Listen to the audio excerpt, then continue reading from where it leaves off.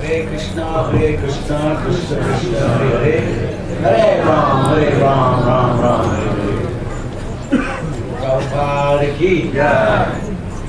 Please accept my humble obeisances to all my God brothers and God sisters and all the rest of the congregated Vaishnavas, and excuse me for any offense I've made in the past or whatever I'll make in the future, because that is everyone hearing all the stories today, how everybody loves Srila Prabhupada, no matter what the differences may be there. Srila Prabhupada is infected and coming to everybody's heart. So this morning, when I was sleeping, just before I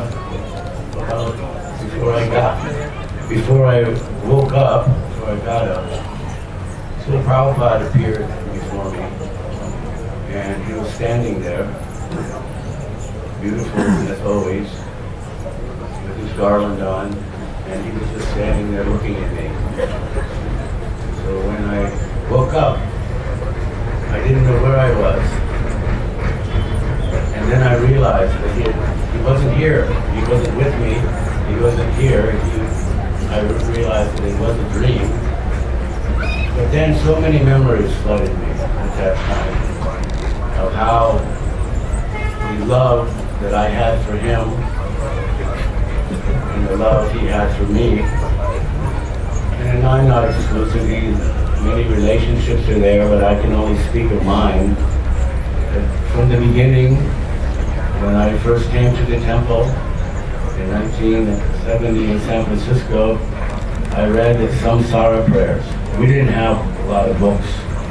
I read the first line: the spiritual master is receiving benediction from the ocean of mercy. And when I read that, I broke down and cried. This is the person I want to meet. This is the person I want to see. And after that, Srila Prabhupada, when I met him the first time, he came into San Francisco airport for the Rath Yatra in June or so. Prabhu was there. The doors opened, he came off the tarmac, and it was brilliant. Brilliant like millions of suns. The darshan cannot be described. And everybody hit the floor. And then in the big crowd of people, he came through the crowd and he came to me and embraced me. He pushed everyone aside and we looked, and I knew that I knew him and he knew me.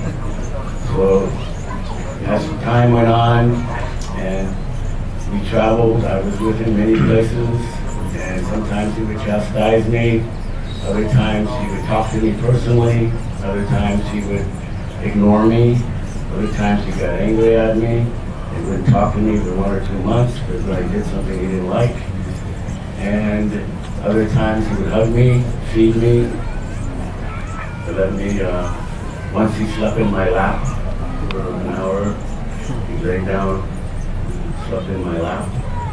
And other times he taught me. He said, do this, do that. He trained me. He said, I would train you to do everything. He expected us to know everything. That's Krishna consciousness, to know everything. So everything was loving exchanges. And then he called me one day in his room, and he said, my Guru Maharaj ordered me to the West. So I have done that now. I have gone to the West, and I have started everything there. But my personal desire was to see in India things develop. This is my program. But my disciples will not give me money. I don't have any money. They have money, but I don't. He said, how will I get this done? My service is to translate the books, and my brain is hot. I have to fix so many differences between the devotees, and I have this book translation, and how I will do this also. I don't have money. So just out of affection, I said, Srila Prabhupada, I'll go get the money. And I told him, you write the books, and I'll go get the money. You never think of money again. I will get all the money. So I walked out of the room and I said, what did I just say? I had no idea how I'm going to get this money. I have no family money. I can go get all this money. I had no idea. But anyway, everything comes through Nam, just like Srila Prabhupada. We heard he sat down in front of the Murariji's place and chanted. I chanted, and even though I had to step on different people that got in my way, I was determined to get it. And Srila Prabhupada always defended me. He always was there to leave him alone. So anyway, all the way up to the very end, my last time I had the darshan of His Divine Grace was in, I believe it was October 1977. He told me previously in May, he said, because in 1976 in May he came to Hawaii, and then he called Tamal Krishna Goswami and myself in the room at 12:30 at night. And he told us, I'm going to leave the planet soon. He said, my teeth are loose, my feet are swollen, I'm passing urine constantly. This is the first sign of death. I will go. So then later he told me, I have one last desire before I go. I want to see Bombay finished. I want this temple finished. Then I will be satisfied that everything will go on. Can you give me now $100,000 a month? Previously it was 50 or 60. Now he doubled it. Can you give me $100,000 a month? I said, yes. And again, still, we did 7 months in a row, 100,000. Then he used to ask sometimes, is he robbing banks? Is he dealing drugs? Where is he getting all this money? And some people have said I am doing that, although it's never true. There was some book that had all these ferocious lies in it. But everything was done out of love and affection. So sometimes people come to me and ask me, can you give some donation? Yes, I can give you anything if you give me some inspiration. Give me some love, and I will give you my love. Don't give me your hammer. Don't give me your rules. We are like this. Prabhupada was like that. ISKCON, I was the one he said to in the room, because I didn't like so many God brothers. He said, you don't like me? I said, yes, I do. And he said, well, you don't.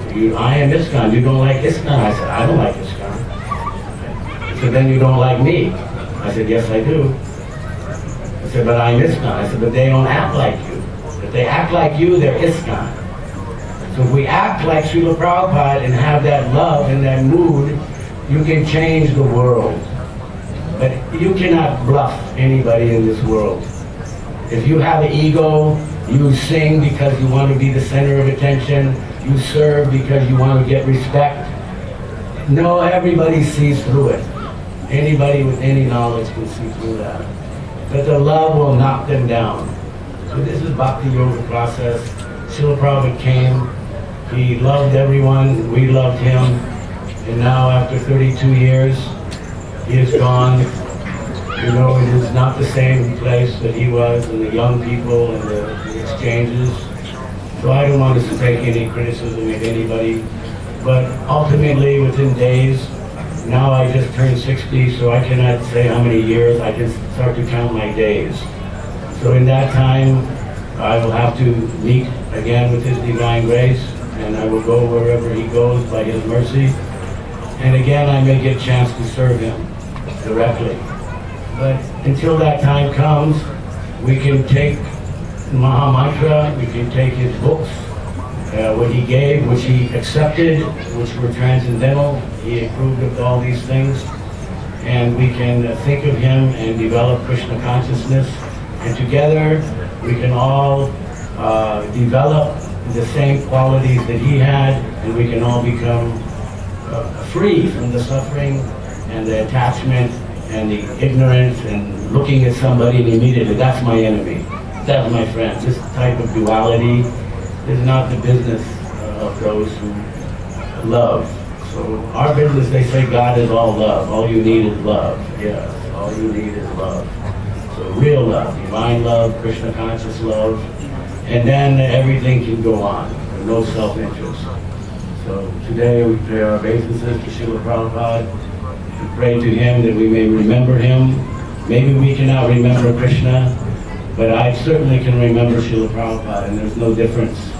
So we can remember, we can talk about him, and purify our existence, and together we can give up this mundane platform and back home, back to God. Srila Prabhupada ki jai. Everything.